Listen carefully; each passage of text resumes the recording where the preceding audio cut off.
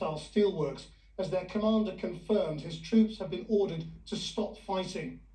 Porrick O'Brien is in Kharkiv for us now, where people have been sheltering for the best part of 3 months in underground stations. Porrick. Chris, you may remember back in the middle of April, Russia, having failed to take Kyiv, announced what it called the second phase of its war. It said it was going to focus its ire on the south of the country and on Donbass.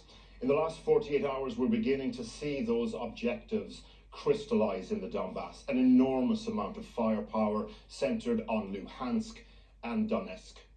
In the last few hours, in a different part of the country, these pictures are coming in of an airstrike on a cultural and community centre in the Kharkiv Oblast, about 2 hours drive south or so from where we are in the city. So far, there are no reports of fatalities, but we understand that people have been injured, including children. Now, one of the reasons why the Russians can focus on other parts of the country is because they are not being distracted by what's happening in Mariupol. These pictures coming in overnight of more of the Azov brigade being bussed out of the city. They were told by their command to stop defending Mariupol and to allow the soldiers to get out.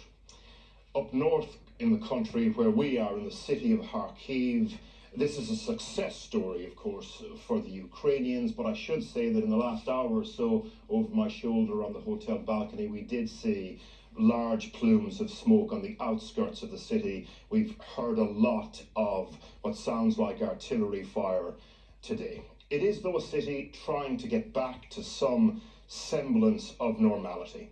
But for the people that live here, this is what the new normal looks like. The metro station under Freedom Square, Kharkiv. When the war started and this city was being pummeled, it was home to hundreds. Next week, the trains start running again. The last of the handful of people living down here have to leave. Меня зовут Людмила, жительница города Харькова. Ludmila Sarovtsova is a single mom. Her son is grown up now. Her home was completely destroyed in bombing on the 3rd of March. She miraculously survived. She's lived down here for over 2 months. This is now where she feels safest. She tells us that once upon a time she suffered from claustrophobia.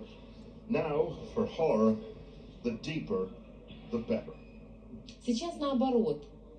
У меня все перевернулось, с психикой все перевернулось наоборот. Я теперь вообще, мне наоборот, я здесь вот как в защите, я не боюсь даже еще глубже где-то спуститься. Beside her, a friend leaving today. A subterranean sisterhood forged in war. Это, да, все, пока, все. Счастливо, созвонимся, давай. Дорогая, спасибо. Is that your friend leaving now? Она уезжает, да. Да, подруга. Мы здесь с ней познакомились. Мы с ней здесь познакомились. Oh, you became friends while you were here in the metro? Да, как сестры. Приведи. Как сестры стали, да. Вот вместе спали. The following day, Ludmila also has to leave.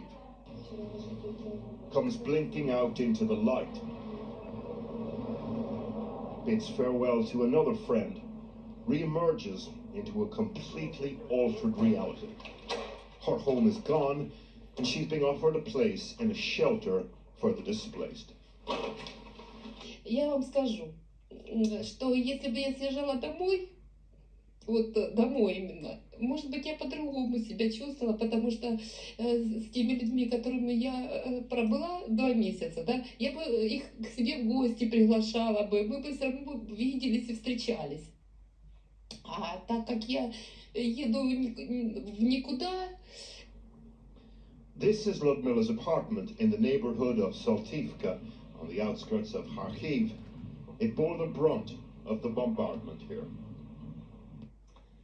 So this is Ludmila's apartment block, and as we've been talking to her, you get a real sense of the amount of affection and energy and resource that went into making her apartment a home for her. Now that home is somewhere underneath this rubble.